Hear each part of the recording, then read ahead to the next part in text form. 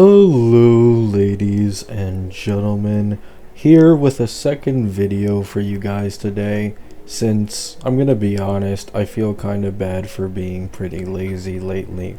In today's video, I thought I'd cover a topic I don't think I've ever covered before, which is quite rare. I've been at this for quite a while, and I'm not someone who usually takes as long as I currently do to upload videos. I, at one point for nearly a year straight, was uploading 2 or 3 every single day. Right, so fresh ideas don't come by just any day and any time. So in today's video, what I want to talk about is how Eidolons might have finally come to a standstill. Now, this is a day I have been waiting for quite a while. It's not because I hate it when a character has good vertical investment. However, the reality is, if you continue to just increase the strength of a character's Eidolons every single version, every single time, eventually what used to be the top, peak, most powerful upgrades for your character are now completely smurfed by these newer version characters, and the cycle endlessly repeats, meaning you don't really have any faith that Phaenon's E0 to E2 jump is going to stay at the peak of Eidolon investment 1 or 2 years later, right? However, I would like to make a, albeit maybe hasty, assumption that it has completely come to a standstill. So far, we have up to the 4.4 beta, with our second main push of this version being Himeko. And with that being said, including every character that has released in V4 so far, not a single character release has Eidolon jumps on the same level as either Phaenon E2 or Evernight E2, which is incredibly impressive. The fact we've made it halfway through this version and there's been no new peak in terms of Eidolon jumps for a team is absolutely incredible, because this means people can go into an E2 Phaenon, go into an E2 Evernight, and not think, oh, maybe it would have been better if I just pulled a new team that probably has stronger Eidolon jumps, because this has been the case for basically from version 1 all the way to version 3. The only exception from version 1 with an E2 that competed with the version 2 characters was Dill. Everybody else straight out lost out by quite a bit, right?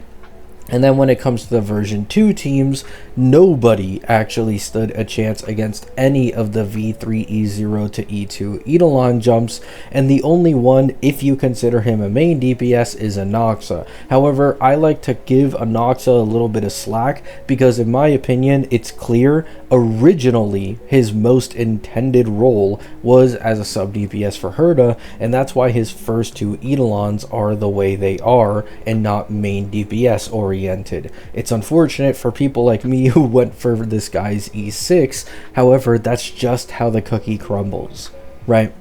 This is absolutely an incredible thing and an amazing thing. Once again, I just explained how this finally breaks the cycle of Eidolons becoming much bigger and bigger jumps over and over and over again, to the point where people end up losing that value that they used to see in the Eidolons. This no longer applies anymore, and this also makes it so that there's no longer as much power creep / HP inflation, and some of these newer characters actually stay in line together in more similar power levels. For example, Evanesia's E0 to E2 is like in total a 100% upgrade, or 2x in damage for her team, which is good, right? That's not bad. However, that is in line for a majority of the Ampho DPS's E0 to E2 jumps as well. E2 M-Blade makes a follow-up team about twice as strong. This is also not power creeping Phaenon or anything,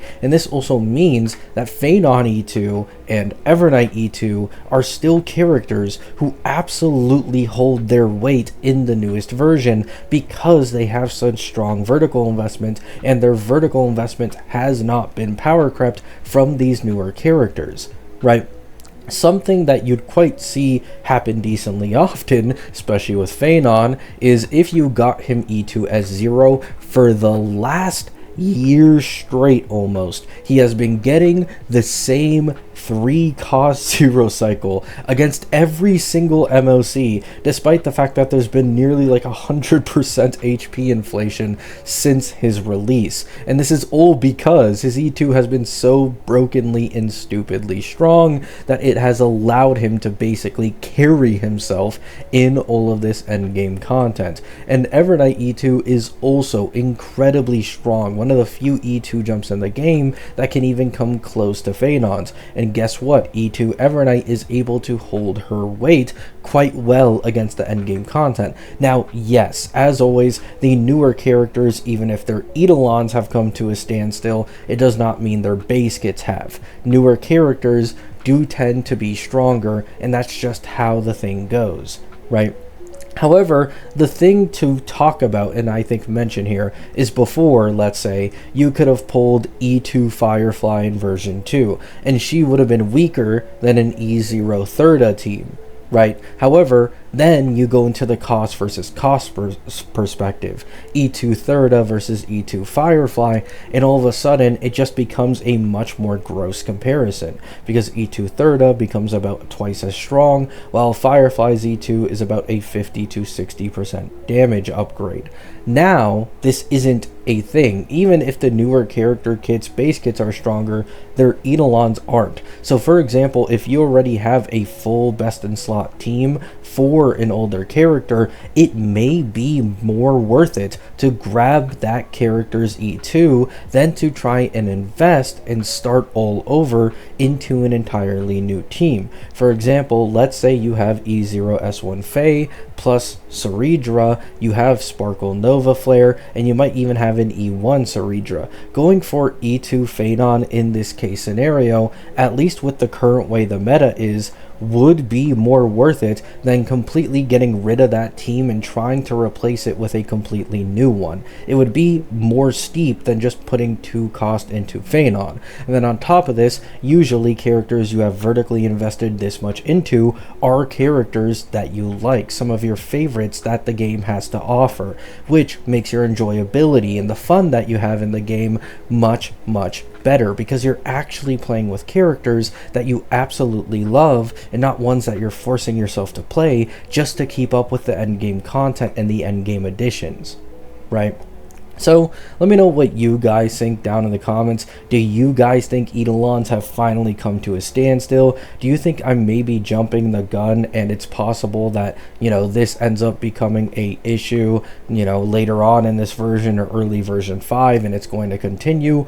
I'd like to put my hopes into the fact that hopefully it's come to a standstill. They appreciate the 100 to 150% jump for most main DPSs jumping from E0 to E2, and they're not going to try and go out of their way to increase this even further into like 200, 300% plus jumps, and then also increasing support Eidolon value. This, in my opinion, is the absolute healthiest Eidolons have been in the history of the game. There isn't a single new character who is breaking the Eidolon power gap, right? Love you all. Hope you have a great day. Hope you all have a great night. Peace out.